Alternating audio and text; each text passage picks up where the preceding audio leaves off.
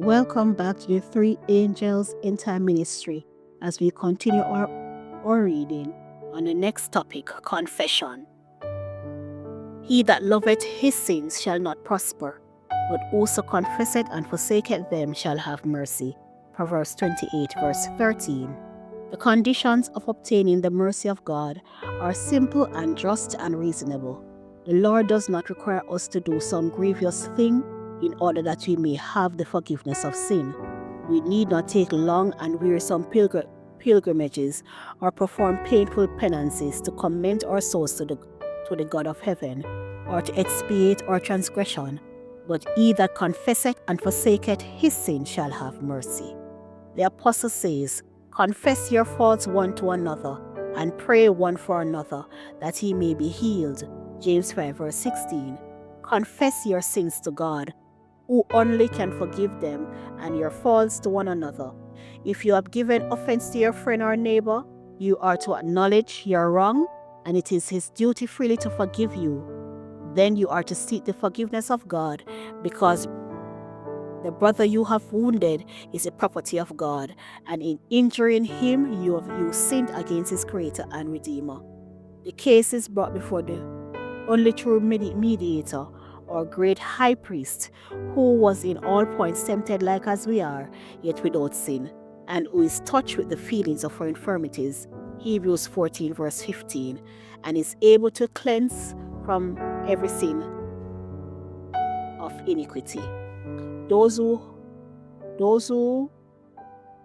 have not humbled their souls before God in acknowledging their guilt have not yet fulfilled the first condition of acceptance. If we have not experienced the repentance which is not to be repented of, and have not with the true humiliation of soul and brokenness of spirit confessed our sins, abhorring our iniquity, we have never truly sought for the forgiveness of sin. And if we have never sought, we have never found the peace of God. The only reason why we do not have remission of sins that are past is that we are not willing to humble our hearts and comply with the conditions of the word of truth. Explicit instruction is given concerning this matter. Confession of sin, whether public or private, should be heartfelt and freely expressed. It is not to be urged from the sinner. It is not to be made in a flagrant and careless way, or forced from those who have no realizing sense of the abhorrent character of sin. The confession that is the outpouring of the inmost soul finds its way to God of infinite pity. The psalmist says, The Lord is nigh unto them that are of broken heart, and saveth such as be of a contrite spirit. Psalms 34 verse 18. True confession is always of a specific character and acknowledge particular sins. They may be of such a nature as to be brought before God only. They may be wrongs that should be confessed to individuals who have suffered injury through them, or they may be of public character and should be then be as publicly confessed. But all confession should be definite and to the point, acknowledging the very sins of which you are guilty. In the days of Samuel, the Israelites wandered from God. They were suffering the consequences of sin, for they had lost their faith in God and lost their discernment of His power and wisdom to rule the nation, lost their confidence in His ability to defend and vindicate His cause. They turned from the great rule of the universe and desired to be governed as were the nations around them. Before they found peace, they made this definite confession: we have added unto our sins this evil to ask us a king. 1 Samuel 12 verse 19. The very sin of which they were convicted had to be confessed. Their ingratitude oppressed their souls and severed them from God. Confession will not be acceptable to God without sincere repentance and reformation. There must be decided changes in the life. Everything offensive to God must be put away. There will be the result of genuine sorrow for sin.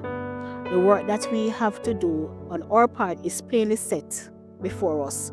Wash you, make you clean, put away the evil of your doings from mine eyes.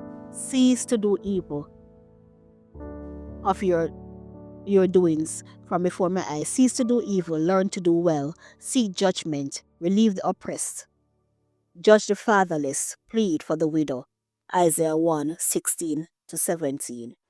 If the wicked restore the pledge, give again that he had robbed, walk in the statutes of life without committing iniquity, he shall live, he shall not die. Ezekiel 33:15. Paul says, speaking of the work of repentance, he sorrowed after a godly sort.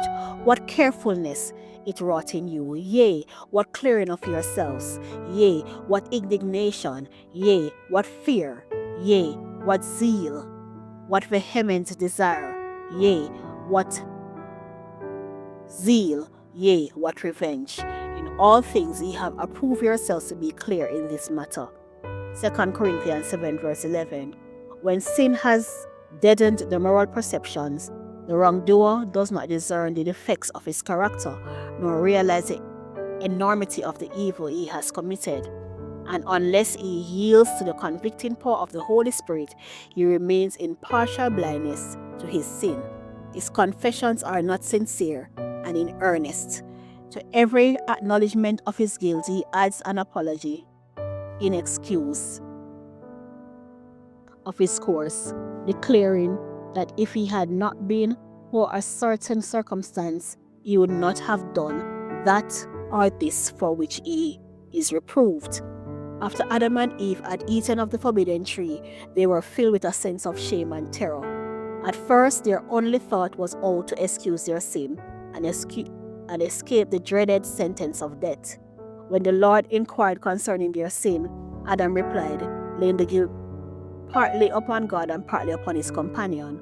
The woman whom thou gavest to be with me, she gave me of the tree, and I did eat.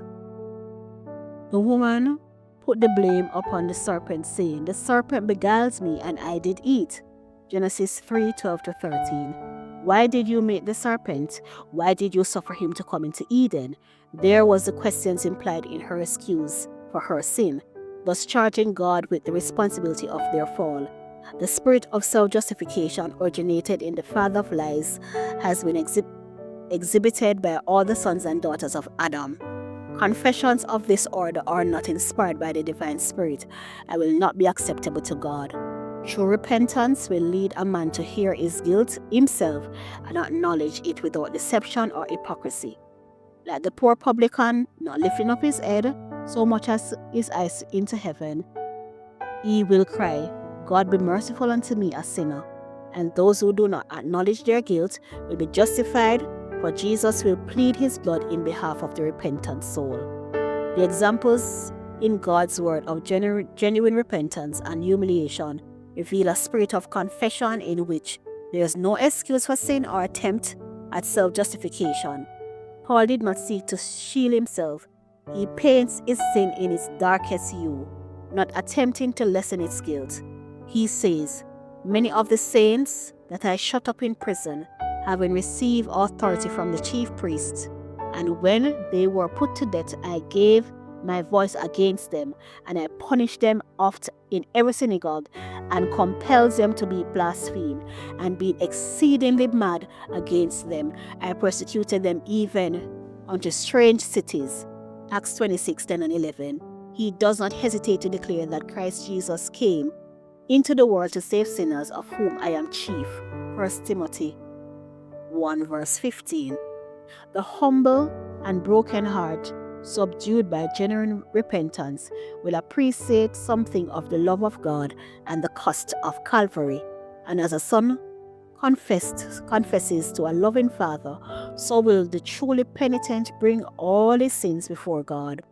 And it is written, if we confess our sins, he is faithful and just to forgive us of all our sins and to cleanse us from all our unrighteousness. 1 John 1:1-9. Thank you for listening. I hope you are blessed by this chapter, and I will see you again on the next reading, Consecration. Have a blessed day.